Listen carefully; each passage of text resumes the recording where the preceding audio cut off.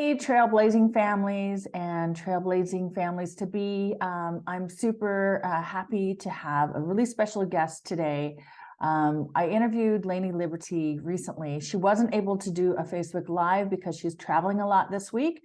But I met with her a couple days ago, and before I show you her wonderful wisdom and words and what her answers to my questions, I wanted to record an intro video just to give you a little bit of a background about her in case you're new to world schooling and you're not familiar with Lainie. So let me share my screen here because I've got some of her many social media and web pages. So this is her on Facebook. I met her, I guess became Facebook friends with her 7-8 years ago, at least. I started following her. I was really inspired by her because she's also a solo parent who's been world schooling for a while.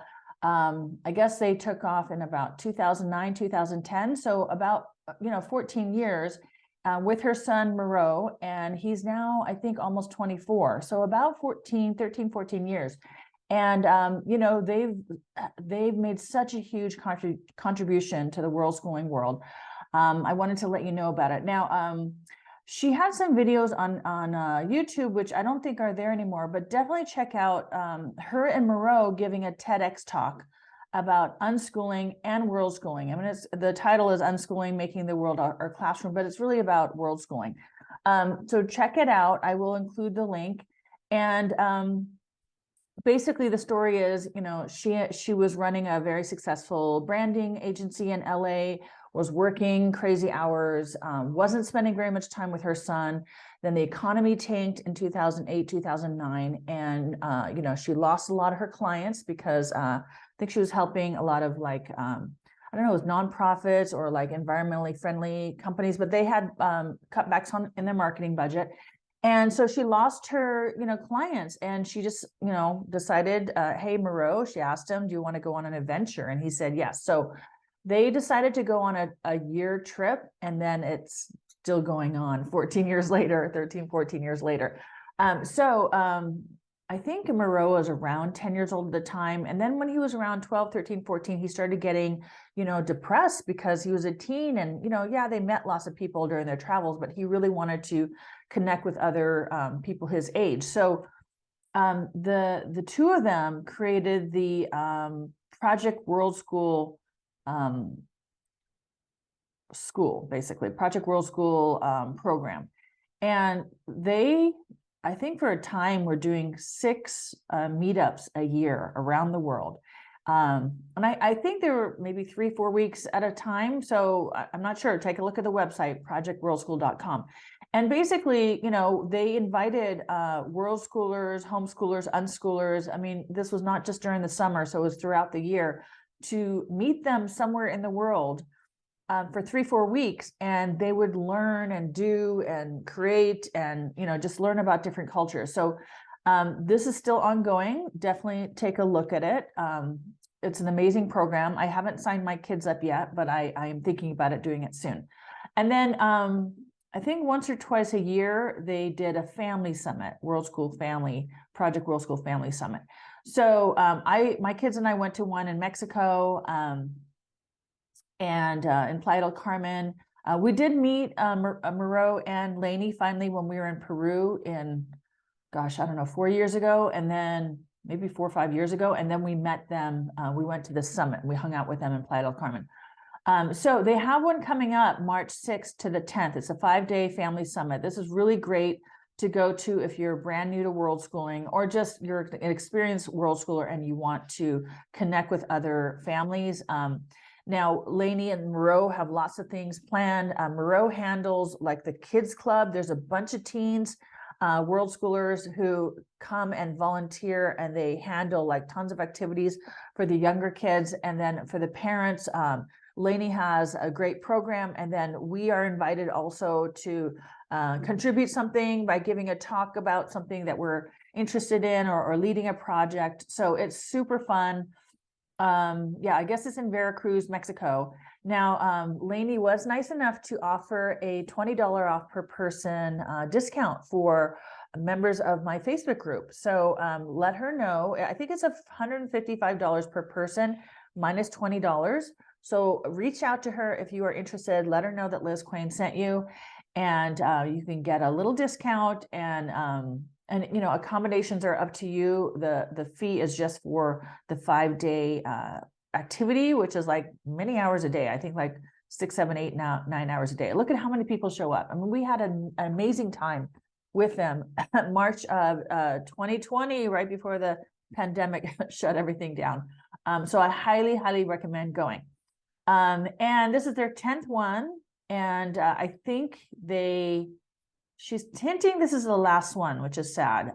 You know, Moreau and Lainie are kind of evolving into other projects. And I keep telling her she should have somebody take this over because it's so wonderful. Anyway, but they do have their wonderful Facebook group. We are World Schoolers. So join this. I mean, still be active in my group. My group I know is small, it's new, but her group is big. I think it's got 13,000, 14,000 people. And it's got lots of members. You know, I'm trying to have lots of value in my group. Starting now, I'm going to be doing weekly interviews with other world schooling families or world schooling service providers. There'll be a couple breaks in between, but I'm trying to do it like 12 weeks of videos and interviews and info, and then a few weeks off and then back again. I have launched a members only group for how to world school and travel extensively as a family. So reach out to me if you're interested in joining the cohort that just started yesterday, or the one that's starting again up in May. Anyway, so back to Lainie though, her group is really wonderful, so join it. And then they do have a website where there's lots of resources and information, and you know, she has free resources, and then you can pay to be like a passport member. And again, I know some people starting out world schooling prefer to learn this way, kind of more DIY, and look at websites and blogs and Facebook groups. And then of course my program is a bit more hands-on. I'm doing lots of video meetings and Facebook Lives, and sharing information like 30, 45 minutes every Monday in my private members only group. And then I am sharing the interviews in the main group, the World Schooling, Traveling, Digital Nomad, Trailblazing Families group that I'm showing this in. And anyway, so, you know, as some people like to DIY, other people need a little bit more help because they're overwhelmed. There's so much information out there. And my program is step-by-step. Anyway, so, but for those of you who want to DIY, Lainie's website is great, and you should definitely join her passport program, because there's like lots of resources there that they have. Okay, so next, you know, she has, because of her connection with teens throughout, you know, the many years, she has created a mentoring program for teens. So if you have any teens who are a bit lost, or, you know, really aren't really sure, you know, who they're going to be and their full potential, connect with Lainie. She has a multi-week program to help teens get through, you know, like really work on their mindset and get to be, you know, very healthy in their mental state. And again, I'm not saying this right, but check out the website, transformativementoringforteens.com. And yeah, so teens will find their voice, grow confident, greater self-esteem, and, you know, lots of teens need this kind of help. They're not getting it in traditional school at all. So I'm really happy that Lainie has put together this program. And then she, because of her, you know, expertise in working with teens, she's written an amazing best-selling book called Seen, Heard, and Understood: Parenting and Partnering with Teens for Greater Mental Health. She also has, again, the teen program and a partnership parenting program, so parenting mentorship. So she has that program going on. I mean, she has so much going on. This woman is incredible. And actually, if you go to her, if you go back to her Facebook page, you'll see this link tree, and this is it. And it lists like all her different websites, all her different workshops, and the mentoring for teens, and then the Project World School Teen Retreat in person, the partnership parenting program and the Project World School Family Summit. So I hope I gave you a really good background about Lainie. I mean, she's been so inspirational to me. You know, when I first started world schooling or researching it, and you know, even now, I mean, just throughout the years, and we've become friends, and she's just so inspirational. And I guess, you know, she's kind of evolving into writing books and speaking, and you know, helping teens and parents. Still a world schooler. I mean, she's a world schooler for life, but I am trying to, I guess, pick up the baton and keep carrying it on because I want to inspire and encourage more families to world school. So yeah, it's my mission to help families learn how to confidently travel the world with their kids, and you know, become global citizens. So reach out to me, reach out to Lainie, follow both of us on social media. Lainie also has an Instagram account. I will post some of the links down below. And now, without further ado, let me bring on Lainie, and hopefully you'll be inspired by her words personally in our Q&A that's coming up. So stay tuned. Hey everyone, welcome to this amazing interview with the illustrious Lainie LIberti. As I showed earlier in the introduction, this woman does so much for the world schooling community and for parents and for teens and the art world. And I don't even know what other world she's going to conquer soon, but she's amazing. I'm super lucky to have her today. And we're kicking off the Trailblazing Families program. So I'm so glad that Lainie is helping me kick it off and helping introduce all of you world school newbies, or people who are, you know, still finding your way, learn more about world schooling. So I'm so glad. Thank you, Lainie, so much for joining us. My pleasure. Oh my gosh. Thank you so much for that beautiful intro. And I'm not conquering the world. I'm just moving through it as creatively as possible, with grace and ease and kindness and support and all the things that are important to me. But thank you. Thank you for that beautiful intro. Yeah, no, I mean, you're very humble about that, but you have been rocking it, and you have been inspiring so many people, including myself, you know, over 7 years ago, 8 years ago, when I started researching about world schooling and being a digital nomad and unschooling and all the wonderful things that I've learned from you. So thank you. I know that you're getting ready to travel soon, and you have your 10th summit, Project World School Family Summit, coming up. And that's amazing. I really wish we could be there. We're currently in Eastern Europe, but you know, we did meet in Peru and in Mexico. We've met twice. So I hope to see you again in that part of the world in the not too distant future. But I have some questions. Now, I have heard this story before, but one of my members of my group asked me, what motivated you to take the plunge into world schooling? And I know a bit of your story about living in LA and having your own branding agency, and, you know, the economy going up and down, and you guys, you and Moreau deciding to go for a year. But can you elaborate a little bit more about that? Sure. 2008, as you know, the economy crashed in California, and the changes in the world around us became the inspiration, but the desire to make a change was already there. At being a single parent, and I know that's part of the reason why I was such an inspiration to you, because to see another single parent doing this. But being a single parent, we wear so many hats. We're mom, we're dad, we're breadwinner, we're you know, disciplinary, we're caregiver, we're just everything, right? And part of being everything is really the reality is sometimes we find ourselves out of balance.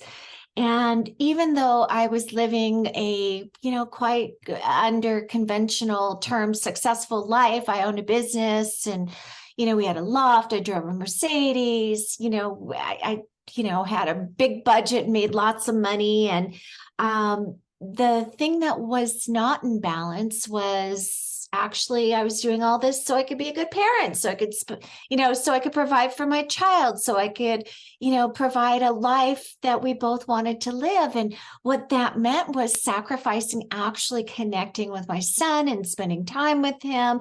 And it was out of whack. And part of the story that I tell quite often is, 8, 9-year-old Miro would say to me all the time, I love you, Mom, but you're always working.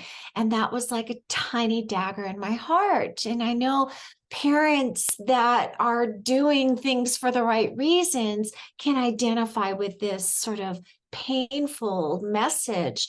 And when the economy did crash, there was nothing more important to me in my life than making a change that would correct the very thing that I really wanted the most, was to find deeper connection with my son and be there. I felt like I missed out on the first, 8, 9 years of his life.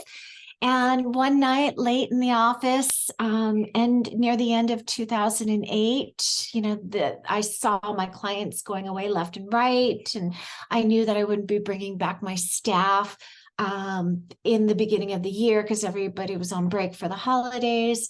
I looked over at Miro and I said to him, honey, what do you think if we just got rid of all of this stuff and went and had an adventure? And I remember he looked up, he was playing video games. He looked up, he's like, really? And I'm like, yeah.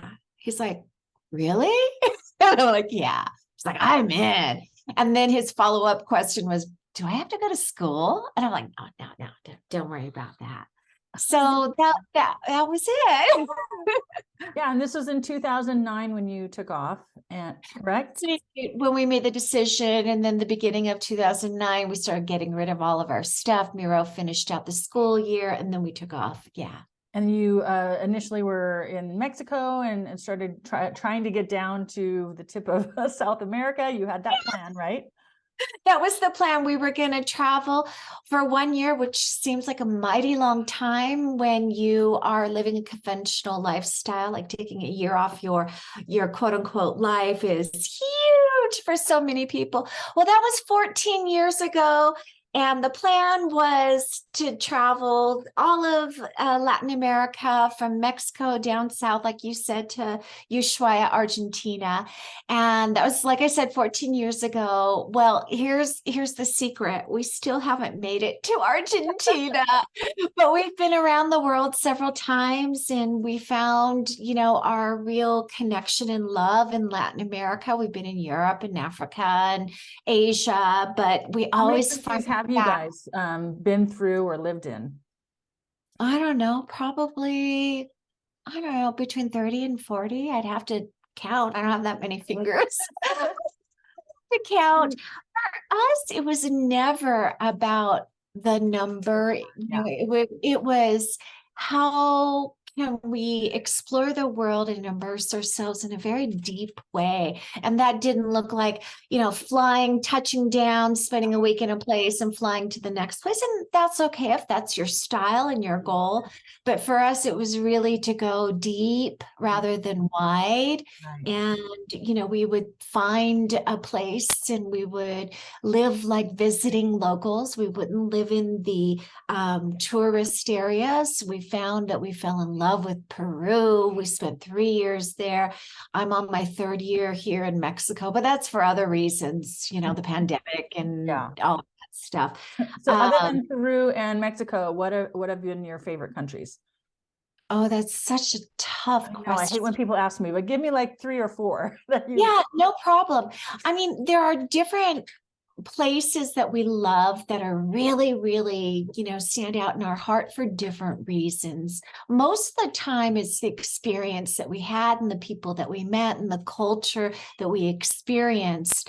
But there are some exceptions. For example, we went to Greece because of my son's deep love for mythology and history and antiquities and things like that. And for him, he was like in a playground. It was just so big and overwhelming. He had studied for years and years and years. So I loved watching him be in that wide-eyed wonderment and really step into to his power through the passions that he formed. So that's one reason why we love Greece. And let's not forget the food is so good. And we had some great nearby, so we may be going there in the spring. So yeah, you're just next door. It's yeah, wonderful. But you know, all over the world. Obviously, we love Peru and Mexico for different reasons. And, you know, there's food and culture and language. And I'm really passionate about pre-Columbian history.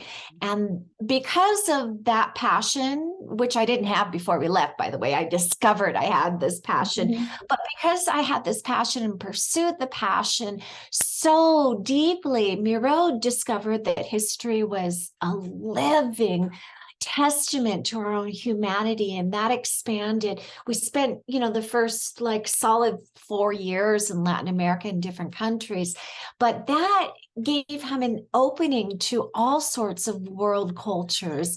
And like I said, before going to Greece, he studied for years and years and years and read, and you know, his knowledge of Greek mythology and history in that region, Greek and Roman, is PhD level. He has dived in so deep. And I remember going to a museum in Athens, and he was talking to the docent, the guide, and she's like, wow, you're really well read on this. I've met PhDs that don't know as much as you. And so that was the beauty of unschooling, right? He got to dive deep into his passion. Totally. I love that so much. But to answer your question, Peru, Mexico, Greece, I love South Africa. I also loved Wales. Vietnam is also one of my favorite countries. Just all for different reasons. And it's just been such an honor and a blessing to be able to, Colombia. Colombia's pretty fabulous too. Gosh, so many places. I know there's so many. We've been to some of those and need to go back. So now that Moreau is what, 24, 23? He'll be 24 in a few months. Okay, good. 4 months. So, yeah. So tell us how Moreau's world schooling and unschooling journey has impacted his life compared to like what he could have, you know, his life could have been like staying in LA. Gosh, staying in LA, we sometimes joke about that because we don't really, unfortunately, and this is probably one of the pitfalls of world schooling, and it's important that you share, you know, the good, the bad, and the ugly. Good, the bad, the ugly, indeed. Miro doesn't, and I too, we don't really resonate with those that don't travel, that those that haven't been out experiencing the world. And for him as an adolescent and moving into his young adulthood, it's been a challenge because being a third culture kid and somebody who is very worldly and somebody who sees like geopolitics and economics and the way that humanity connects and belief systems and all of that stuff, it's not just one-sided. And coming from the United States, which you do as well, and maybe some of your listeners do or clients do, some come from different parts of the world, I'm sure, but to where you come from, you become centric from that point of view. So American centric, or you know, Eurocentric, or you know, wherever that is. And the perspective, we don't generally take time to say, what is this worldview that I've adapted and taken in without questioning it, because it's just prevalent among everybody. But once you leave the country, your birth country, you see that there's all these other perspectives, and that humanity is that tie that brings us together. And sometimes, you know, it's hard to meet people that get that unless they're other travelers or third culture kids. And it's sometimes difficult to connect with people on sort of a bigger, broader level. I mean, there's obviously tolerance and resilience and understanding and compassion and kindness and all of those things that are a part of the things that are important to us that we practice daily. But when you meet people, you want to meet people that get a world perspective. And I think that is partially why we have organized communities. So we have a community of peers that are having these world experiences as well, that are much broader than just a singular perspective on the map. Like-minded and like experienced. Yeah. So what are some of the greatest lessons that you have learned in the last 13, 14 years of traveling and world schooling? Well, I'm going to share, I mean, there are numerous things, but I'm going to share this from the perspective of somebody who is your audience, who is just starting out. And I mean, there's a lot of, sort of aha moments that are really big that change a person, and you're going to experience those. And because of the you that is going to transform through travel, I would say cultivate a culture within your own family. And this is a piece of advice, but this is something that I learned, of communication and radical honesty. So, for example, and learning how to answer and listen to your intuition. For example, if you are in a country, and I remember this happening to us really like it was yesterday, even though it was like 11, 12 years ago. We were in Costa Rica, and Miro said to me, "We're not getting in this taxi." Ooh. And I did not question. I didn't say, "You're a child, how dare you? This is that we've been waiting." Like there was none of that. There was the most ultimate trust. And I said, you are right. We are not doing that. We will wait for another one. And so the taxi came and stopped, and we said, "No, thank you." And so we waited another half hour, but I trusted his intuition. And afterwards, when we unpacked what was happening, which is part of our family culture, because we cultivated this really deep, honest connection of communication, he said to me, "I felt fear. There was a wave of rush in my gut, and something just said, 'Don't get into this cab.'" And I said, "I trust you." Mm-hmm. And that was like revolutionary for a young person to hear those words and not be questioned, and it's very, very empowering. But there are also questions that we ask every single night of each other, which is what was great about today, what worked today, what was amazing. And we would share from the perspective of, this really worked. And then the question always afterwards is what didn't work. And the what didn't work is really important, because we were accountable to one another, because no matter where you are, you bring yourself. And if the ourselves that we brought were not connected and not present and not showing up for one another, and accountable and aware of what's happening in our inner worlds, our travels would have ended within the first year. That was the greatest tool that we had, was that connection and communication. And so that's one of the deepest things that I learned through world schooling. And it's amazing because, like you said, the first 8 or 9 years of his life, you were living this very busy, typical, hectic life, and you weren't connected, but you guys really, connected, mended the drift or whatever that a lot of parents and kids have. And you're so incredibly close now. And, you've raised this amazing human. And now that you're sharing it with other people, because you've kind of evolved, I don't know if we want to say evolve, but evolved from world schooling, unschooling, and becoming a teen and a parenting coach, because you have experienced so much and you had so many breakthroughs with your lifestyle, with your child, and how you guys resonate now. And it's wonderful that you're sharing it with others. So tell us a little bit about that and the program that you have. The two of them. Yeah, I've got many programs. I've been trying to share all your different links. But your partnership parenting and the teen transformative mentoring for teens. Yes. Yeah. So I've always been an advocate for self-directed healing, self-directed, self-inquiry, that sort of thing. Part of my background is growing up in a family where I did experience a lot of trauma and some abuse growing up, and that effect on me as a human being caused me to be highly independent. My trauma response was a high degree of independence. And, I always had this, I'm going to do it myself. I'm going to do this. I'm going to do that. I could do anything, that kind of hyper independence was a result of having the childhood that I did have.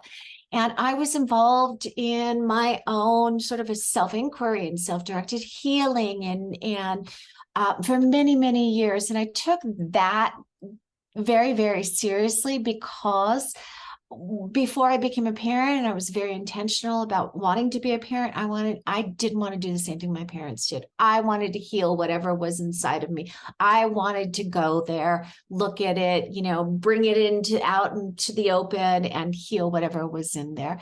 Mm-hmm. And so that became a really strong drive for me. And so I have many 30 years or so of investigating, self-healing, self-help, psychology, neuroscience, all of these different disciplines that are surrounding a person's inner worlds.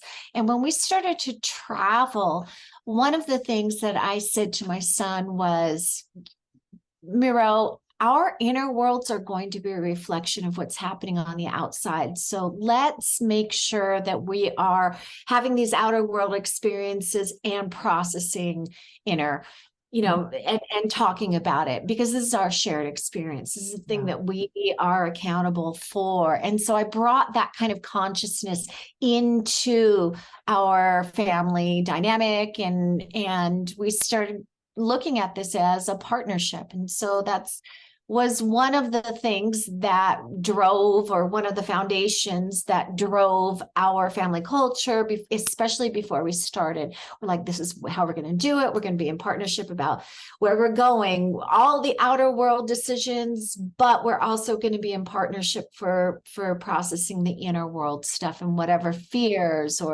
or anything that comes up, joy, fear, doesn't matter where they are on the spectrum, but we are here to have the experience and pull it out and talk about it and reflect and all that stuff.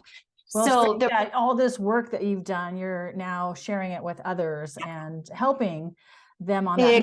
I know, you've had some great times and some tough times during your Worldschooling time. I mean, we all went through the pandemic. So, what's the toughest moment in the last 14 or so years, and how did you overcome it?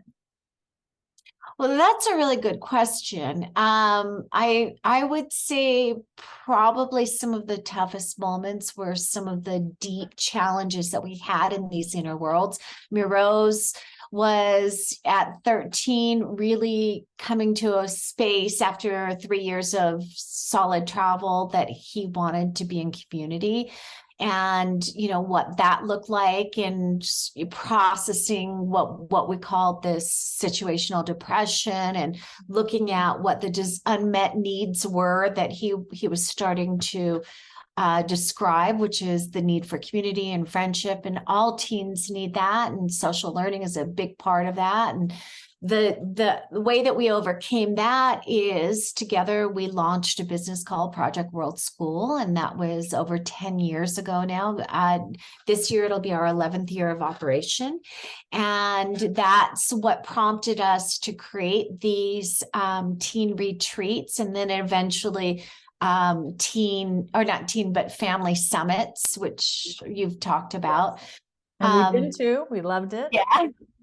So part of solving the problems is looking at what needs are not being met, and how we as creative human beings can overcome and meet those, start really meeting the needs. Because it's not the thing, it's the needs and the emotional, desires that we have all within ourselves that we need to listen to. And so yeah, just looking at what needs are unmet and how to overcome them. And as you said, I do a lot of work, about these inner worlds. It's something that's really important. And it just blows me away that this is not a common education. Like, we are not educated about our inner worlds. We're not educated about, the way the brain works, the way that we process trauma, the way that we understand fears, the way that we have belief systems that are created, and we alluded to that when we talked about worldviews. The way that our programming causes us to react in certain ways, and it blows me away that we're not freely given these tools to make changes and to empower ourselves, especially from an inner world perspective. So that's what I do with parents and families, and I help them to create these family structures and cultures of communication.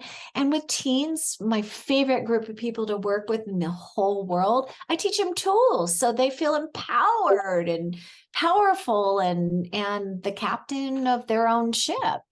Yeah, and they need that. I mean, their brains are still developing, and there's Everybody needs it. Everybody needs it, but we don't get it in the traditional school system. Parents are too busy nowadays working and being in the rat race to really, take care of that. So I'm really glad that you offer that now.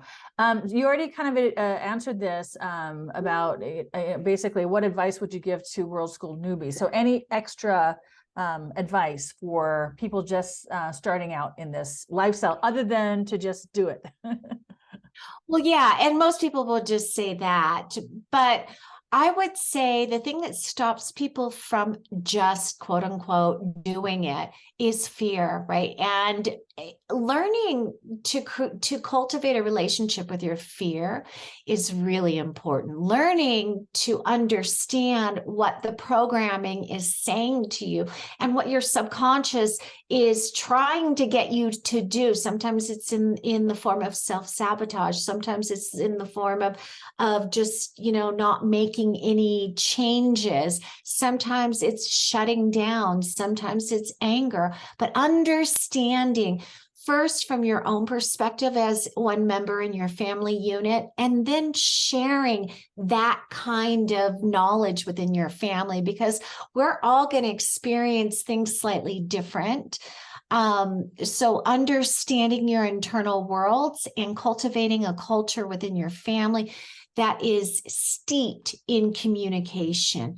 So people ask me, Ro, all the time, don't you need safety and security, while you're out there in the world? Like, how could you feel safe and secure?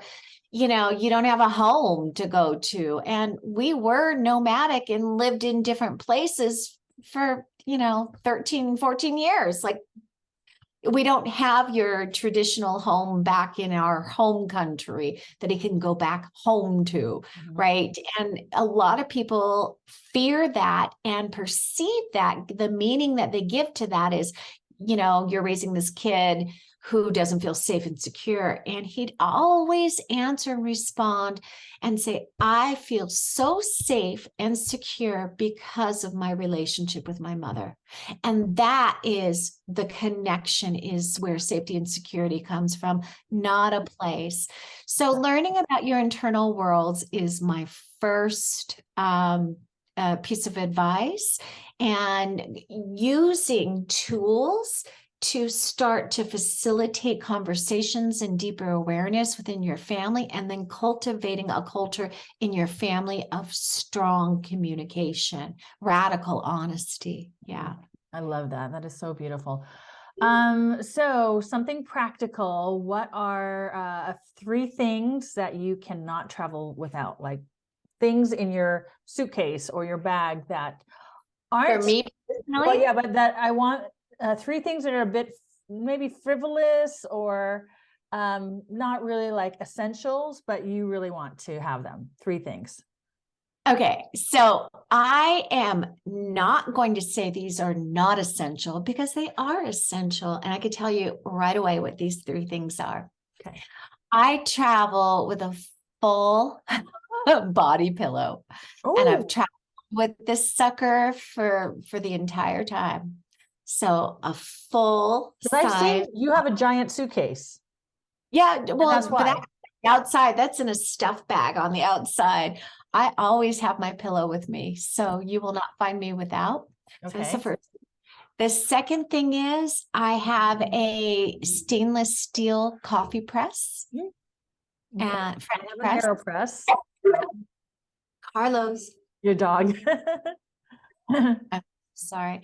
And then the third thing is I travel, I wear makeup. I like wearing makeup. I love feeling, to me it's an art, and I've got lots of different clothes, but my eyes aren't so great. So I travel with like a makeup mirror Oh, that magnifies with uh-huh. lights. That's And awesome. that's what I do. Yeah, because I'm always trying to get the light, to put my makeup on correctly. So that's a really good idea. I used to have one back home, but to travel with is brilliant. Okay. There's a travel size one, Oh, by the travel way. size. Okay. You just open it up and you Uh-huh. you replace the batteries and you set it on Okay. anything. I will have to find out where to get that. Okay, so I have shown everyone a bunch of your web pages, and you've done such an astounding amount of work, and you've given so much value to the Worldschooling community and to unschoolers and parents and teens. Out of all the projects that you've been working on for the last, 13, 14, 15 years, which are you most proud of? This one. The book. I Yeah, purchased this that on one. Kindle, and I'm part way through it, but it's Oh, good. Thank you. I appreciate that. It's written for parents of tweens and teens, although it will benefit anybody. There are some specific chapters that talk about the research of like the neurobiology and hormonal development and psychological development in adolescence. And it's really important for parents who are parenting teens and tweens to understand these things, because it helps in your own mind to normalize that. But that's only one chapter. The rest of the book is about partnership parenting and what it looks like to be in partnership, and how to facilitate greater learning and tools for mental health. So that's a big part of the book. There's also a massive chapter and tools sprinkled throughout the book for parents. And this is to help with your own self-inquiry and to help to self-direct healing. And even if you feel like, I got my stuff together, I don't need a psychologist, this is about self-inquiry and understanding why certain programming is there, and why you get triggered by certain things, and how to actually reprogram that, because in some cases it can interfere in the family dynamic. In other cases it's just expected. But anytime we have deeper and greater understandings of ourselves and our internal worlds, that is modeling to our children that mental health, mental wellness is our accountability, and it's very important. And that kind of cultivating that kind of awareness will create adults that move through the planet with confidence and knowing who they are, and how to be in a space of kindness without seeing threats from other people, and how to be fully empathetic and compassionate. Those are qualities that we wish to have, and we wish that our children to have. And so I am most proud of this book because the tools in here help anybody to become that. So pick up a copy. Yes, yes, please do. And yeah, so I think that plus all the experiences and knowledge and joy that you get from world schooling and becoming a global citizen, I mean, it's like a good combination, right? Totally. Well, thank you so much, Lainie. I really appreciate you spending time with us to help me kick off this program and help the parents out there kind of see a little bit about the road ahead. And yeah, thanks. I know you're really busy this week and well, getting ready for your summit. So I so appreciate it. And I hope I can see you in real life again in the not too distant future.